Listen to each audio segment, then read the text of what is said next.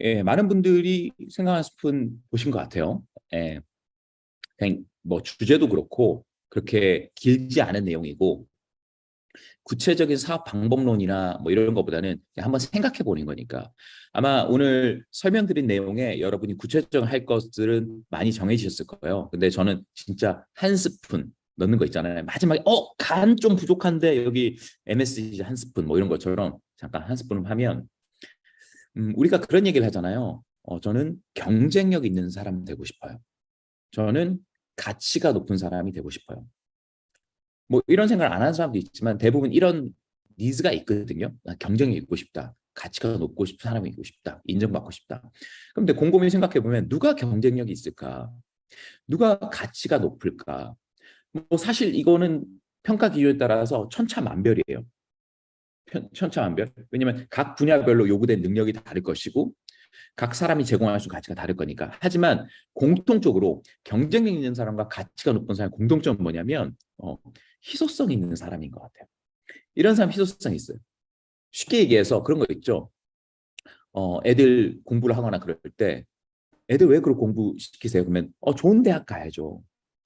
좋은 대학 가면 뭐가 좋나요? 그럼 좋은 직장 갈 수 있죠. 그럼 질문이 그럼 좋은 대학은 어떤 대학이죠? 그럼 좋은 직장은 어떤 직장이죠? 쉽게 여러 가지 예를 들면 쉽게 보면 들어가기 어려운 대학이 좋은 대학이고 들어가기 어려운 직장이 좋은 직장으로 알고 있어. 그건 뭐냐면 희소하다는 거. 그러니까 그게 희소하다는 거. 음. 그러면 이 아메이 사업도 마찬가지인 것 같아요. 어떻게 하면 희소성 있는 사람이니까. 그러니까 희소성이라는 게 별난 사람이 아니라 대다수와 조금 다른 반면에 있는 사람들. 그러니까 꼭 우리 사업뿐만 아니라 모든 집단에는 정규 분포가 존재하고 사람들은 평균에 수렴하거든요. 그게 어쩔 수 없어요. 평균에 수렴한다는 게 내 의지하고 상관없이 어떤 환경과 기준에 맞춰서 수렴하는 거예요. 평균에. 평균에. 그러니까 어떻게 보면 우리가 핀들도 보면 3%가 제일 많을걸요. 3%, 6%, 9% 이렇게 되잖아요. 그러면 희소성 있는 게 무엇일까? 저는 그렇게 좀 얘기 드리고 싶어요. 아메이에서 희소성 있는 사람이 된다는 건 어떤 사람들일까? 쉽게 얘기하면 아메이에서 뭐 하고 싶어요? 저 성공하고 싶어요. 되게 많아요. 제가 처음에 저희 어머니가 이 사업을 한다고 하셨을 때 제가 대구에 내려가서 어머니 미팅 갔다 와서 제일 듣기 싫었던 말이 엄마가 미팅 듣고 와서 민기야, 엄마 아메이로 성공할 거야. 그 말이 너무 듣기가 싫었던 것 같아요. 왜 듣기가 싫었냐? 첫 번째 제가 가졌던 생각은 성공이라는 것은 뭐 제가 그렇게 엄마를 대단히 생각 안 해나 아줌마들이 얘기하는 논의는 아니에요. 그런 성공은. 그리고 제가 볼 때 저는 그때 아메리카 잘 몰랐지만 이 사업으로 성공을 논의하는 거는 뭔가 좀 달콤한 유혹에 빠진 것 같다라는 거. 그런 거 있잖아요. 예. 물론 그런 건 다 아니란 걸 알지만 그냥 막연하게 성공하고 싶은 사람 많은 것 같아요. 막연하게 성공하고 싶다. 막연하다. 잘 살고 싶어요. 나 성공하고 싶어요. 나 좀 성공해 볼래. 근데 성공이라는 거는 굉장히 상대적인 것 같아요. 예를 들어서 내가 나이가 굉장히 많이 들었어요. 그래서 아니, 나이가 든 것보다는 내가 어, 뭐 몸이 다쳤어. 그래서 허리를 다쳐가지고 재활을 받아. 내 몸을 내가 좀 뒤집고 싶어. 그러니까 그 사람한테는 오늘 내 몸을 뒤집는 것도 성공이에요. 예를 들면. 그러니까 성공이라는 건 굉장히 애매한 단어들이에요. 애매한 단어들. 굉장히 주관적인 거기 때문에. 오늘 화장실 못 가서 이틀간, 3일간 화장실 못 갔어. 근데 만약에 우리 인텐스 그 바이크 뭐지? 우리 밸런스 퀴즈를 먹고 화장실을 간 거야. 근데 잘 일을 봤어. 그럼 뭐예요? 오늘 성공했어. 이것도 성공이 될 수 있는 거거든요. 그러니까 이 사업 안에서 성공을 원하는 사람은 많다. 성공하고 싶다. 하지만 성장하고 싶다는 사람은 조금 소수예요. 성공하고 싶다. 성장하고 싶다. 이거는 조금 더 내재적 동기가 강한 거예요. 내가 여기서 많은 경험을 통해서 많은 학습을 통해서 내가 성장하고 싶다. 더 나은 사람이 되고 싶다. 근데 더 소수는 뭐냐면 여기서 성과 내고 싶다라는. 이거 우리가 성공한다고 그러면 왠지 뭔가 좀 의미 있어 보이고 하지만 성과 낸다고 그러면 왠지 이게 무슨 구체적인 목적성을 가진 것 같고 무슨 세일즈 조직인 것 같고 하는 것 같지만 실제로 성공하고 싶다는 사람 많지만 이 일로 저는 성과를 내고 싶다는 사람은 굉장히 소수입니다. 그래서 일로 갈수록 희소성이 커져요. 일로 갈수록 많아지는 거예요. 그래서 오늘 말씀드린 예를 들면 그 ACA나 코어 플러스 한 것도 다 성과잖아요. 그러니까 과연 나는 성공하고 싶은 사람인지 성과를 내고 싶은지를 보는 건 굉장히 중요한 것 같아요.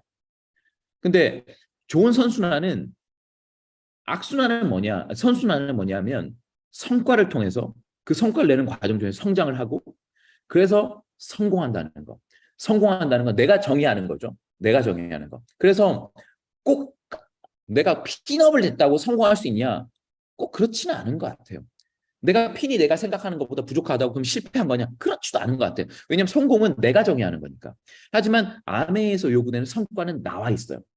객관적으로 나와 있어요. 근데 반대로 나 성공하고 싶은데 근데 성공하려면 성과 내야 되잖아.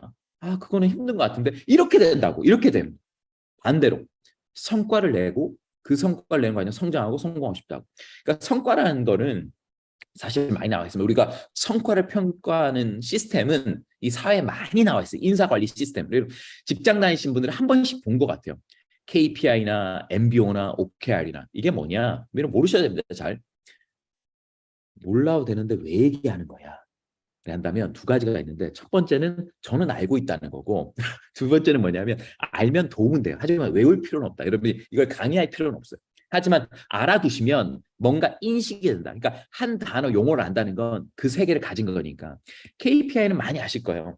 Key Performance Indicator라고 그 성과 지표, 핵심 성과 지표고 MBO는 Management by Objective라고 하는 거고 OKR, 요게 이제 최근에 많이 들어서 많은 기업들이 적용되는 건데 이게 뭐냐면 Objective and Key Result. 이게 뭐야? 키라는 얘기도 있고 objective도 나가는데 KPI는 어떤 거 생각하시면 되냐면 이 사람이 이제 프레디 윈슬로 테일러예요. 테일러라는 사람인데 이 사람이 헨리 포드랑 결합돼서 지금의 자본주의를 만든 사람이야.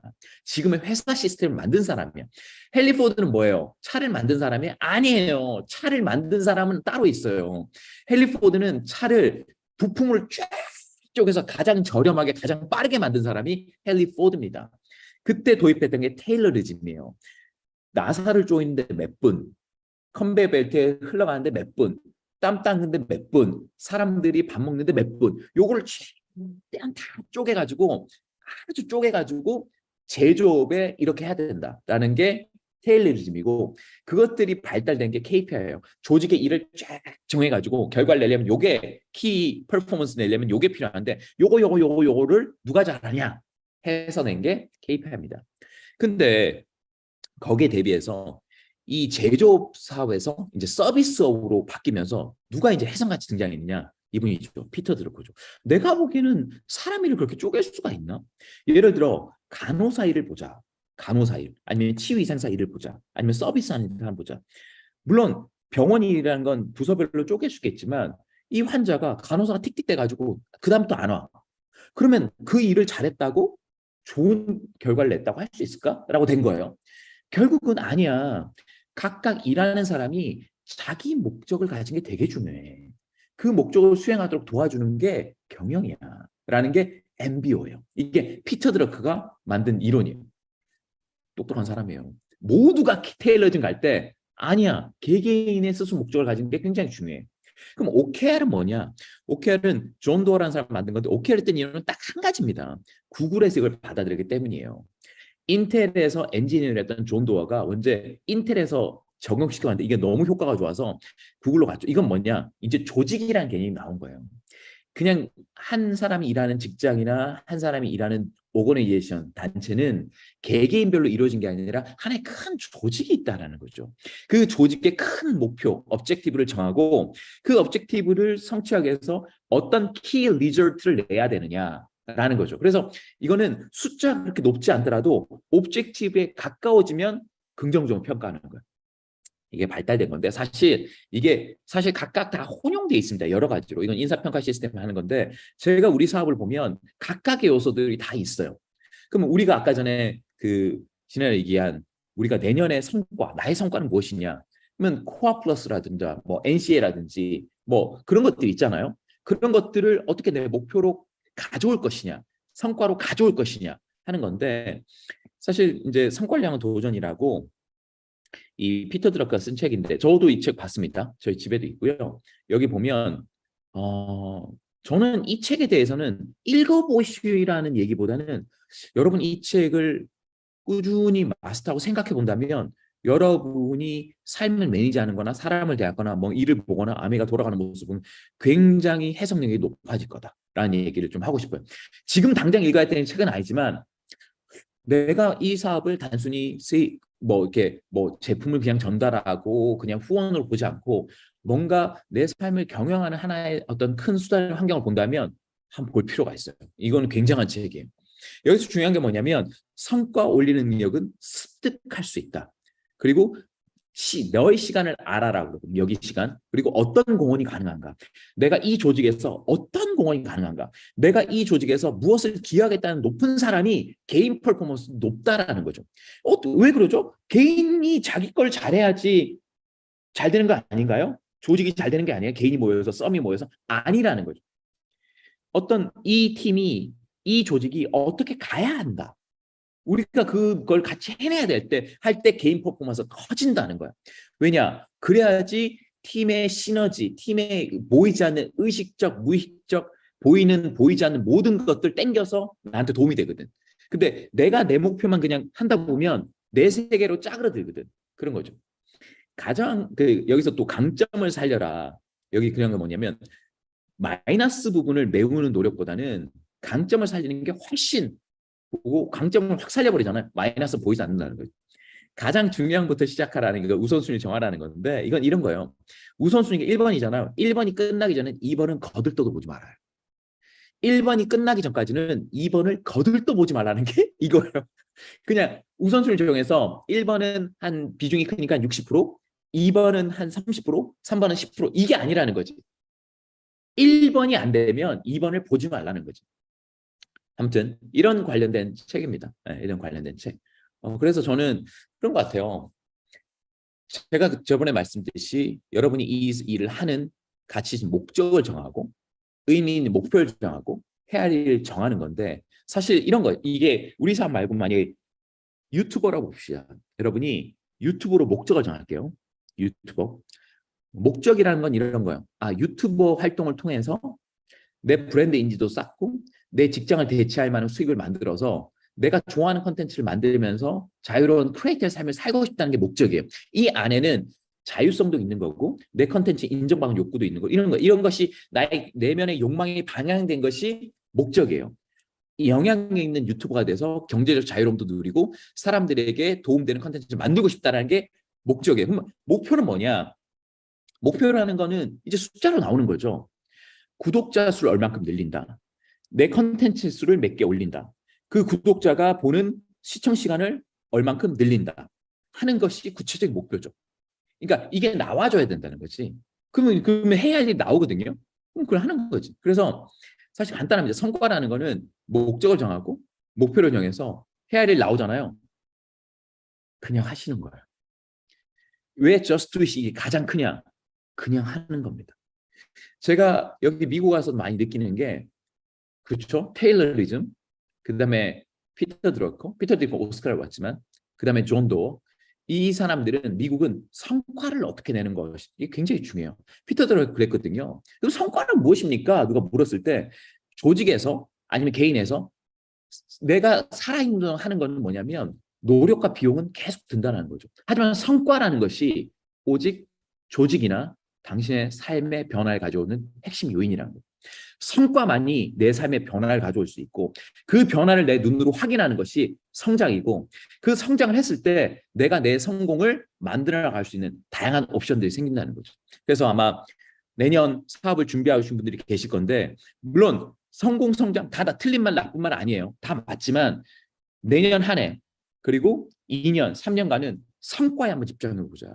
내 이 성과를 통해서 단순히 우리 사업뿐만 아니라 꼭 가정의 일에서 아니면 내가 다른 일을 시도하더라도 다른 분야에서도 이건 적용할 수 있거든요. 그래서 여러분 성과를 내는 사람, 희소성 있는 사람. 저는 그런 분 한번 도전해 보시기 바랍니다. 네, 마칠게요.